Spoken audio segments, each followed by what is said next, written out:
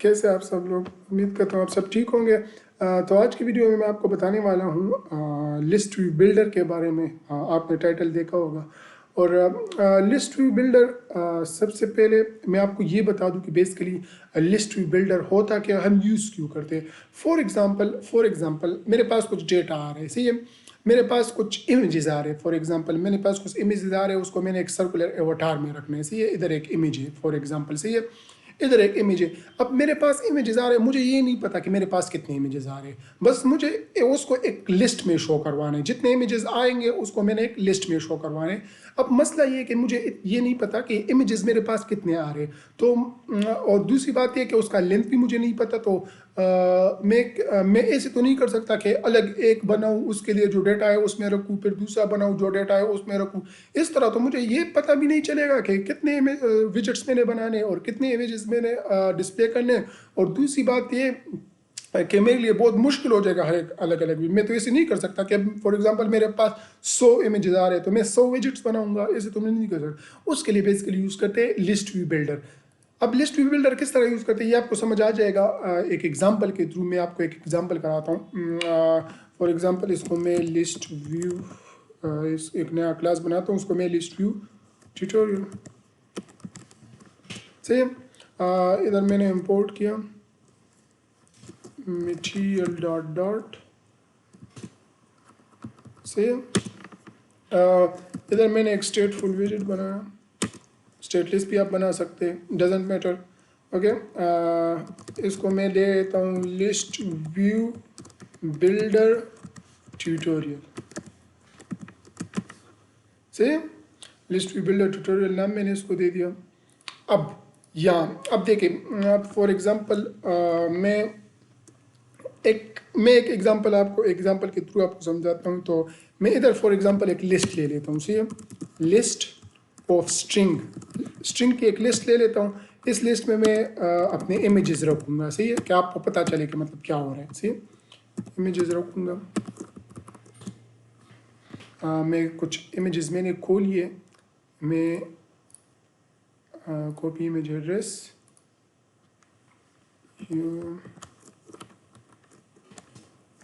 Just a second में इसको सबको 1 3 4 से मैं इधर से आप कर लेता हूँ कॉपी इमेज एड्रेस।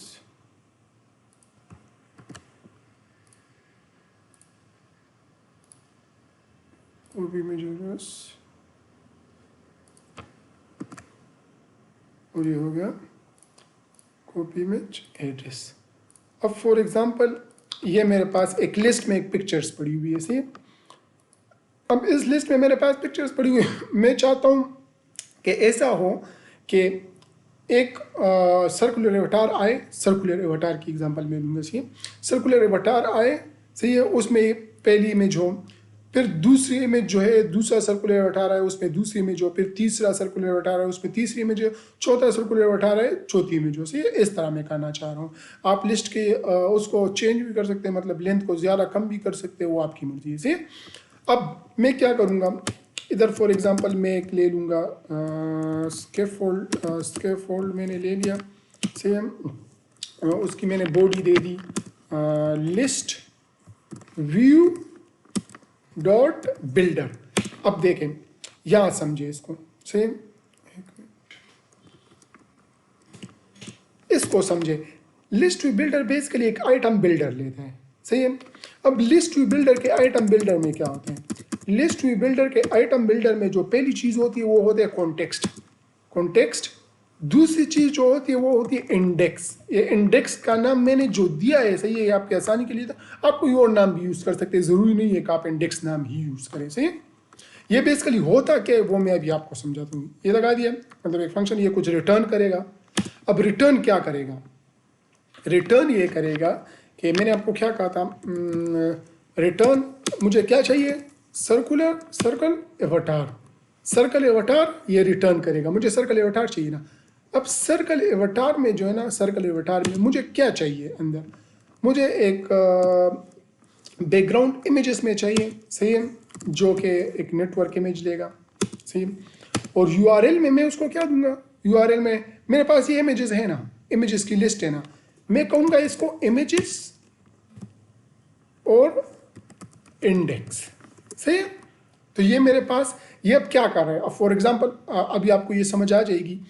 अब लिस्ट व्यू बिल्डर को हम एक और चीज़ भी प्रोवाइड करते हैं जो कि लाजमी है वो प्रोवाइड करना, वो है आइटम काउंट।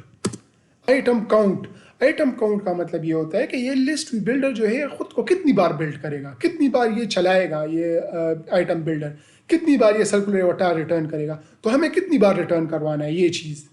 हमें जितनी ये लिस्ट की लेंथ है उतनी वो करनी है, इसको रिटर्न करवाना है। तो हम इसको बोल लेते हैं कि इमेजेस डॉट लेंथ। सही है। मतलब ये कि हम इसको कह रहे हैं कि देखो एक लिस्ट व्यू बिल्डर है हमारा, सही है, वो जो है वो आइटम बिल्डर उसने दिया, वो रिटर्न करवाएगा हमें एक सर्कुलर अवतार। सही है।